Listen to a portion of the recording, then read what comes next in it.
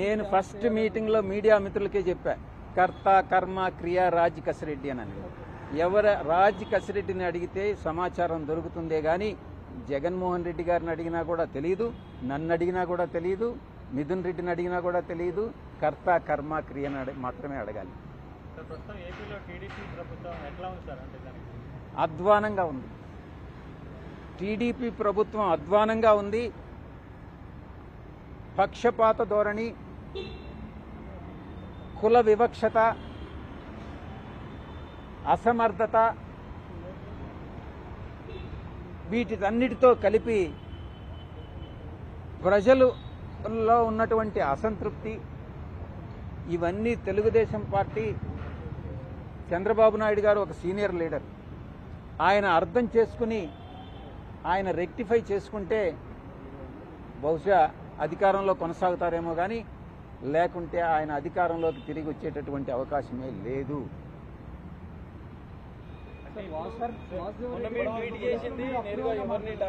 నేను ఒకటే చెప్తా ఉండా,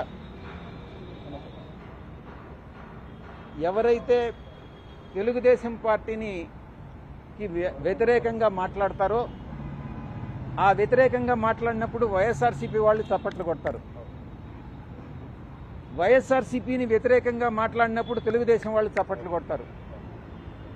నాకు ఏ చప్పట్లు వద్దు. మధ్య మార్గంగా నేను ఒక దారిని ఎంచుకోదలుచుకున్నా. నా దారే నేను రహదారిగా చేసుకుంటా. అంతేగాని తెలుగుదేశంలో కానీ అటు వైఎస్ఆర్సీపీ నుంచి చప్పట్లు కావాలని నేను కోరుకోవట్లేదు. మీరే చెప్పండి సలహా.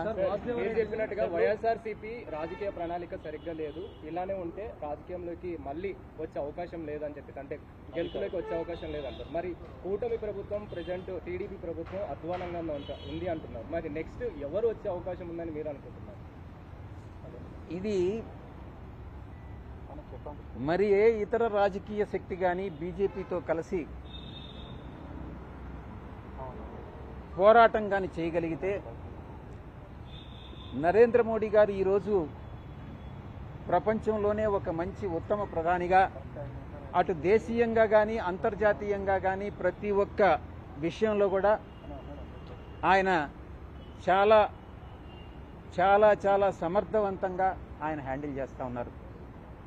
ఆంధ్ర రాష్ట్రంలో కూడా అటువంటి ఒక రాజకీయ శక్తి ఉద్భవించగలిగినట్టయితే తప్పకుండా బీజేపీ దాని మిత్రపక్షాలు, తప్పకుండా తెలుగుదేశం కాదు, ఎందుకనంటే ఈ వచ్చేటటువంటి బ్యాడ్ అంతా కూడా తెలుగుదేశంకే వస్తుంది.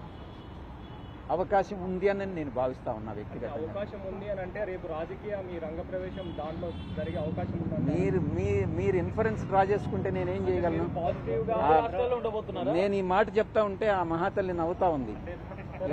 మోడీని నవ్వుతా ఉండవు, నేను చూస్తా ఉన్నా. ప్రధాని మోడీని ఆయన అభినందిస్తూ మాట్లాడుతున్నా, పొగుడుతూ మాట్లాడుతున్నా, అంటే మంచి ప్రధాని అని చెప్పేసి కూడా పాజిటివ్ గా మాట్లాడుతున్నారు. నేనే కాదు దేశంలో చాలా మెజారిటీ ప్రజలందరూ కూడా ప్రధాని మోడీ గారిని అభినందిస్తా ఉన్నారు. ఆహ్వానిస్తే వెళ్తారన్నారు. ఇప్పుడు ఏదో ఊహించుకోవడం ఎందుకు? ఒక హైపోథెటికల్గా ఏదైనా వచ్చినప్పుడు చూద్దాం. చంద్రబాబు గారు మీరు అనుకున్నట్టుగా జగన్మోహన్ రెడ్డి గారు ఆహ్వానిస్తారా, చంద్రబాబు గారు ఆహ్వానిస్తారా, పవన్ కళ్యాణ్ గారు ఆహ్వానిస్తారా, లేకుంటే బీజేపీ ఆహ్వానిస్తుందా, లేకుంటే కాంగ్రెస్ పార్టీ ఆహ్వానిస్తుందా, లేకుంటే కమ్యూనిస్టులు ఆహ్వానిస్తారా? వెయిట్ చేసి చూద్దాం. తొందర ఎందుకు?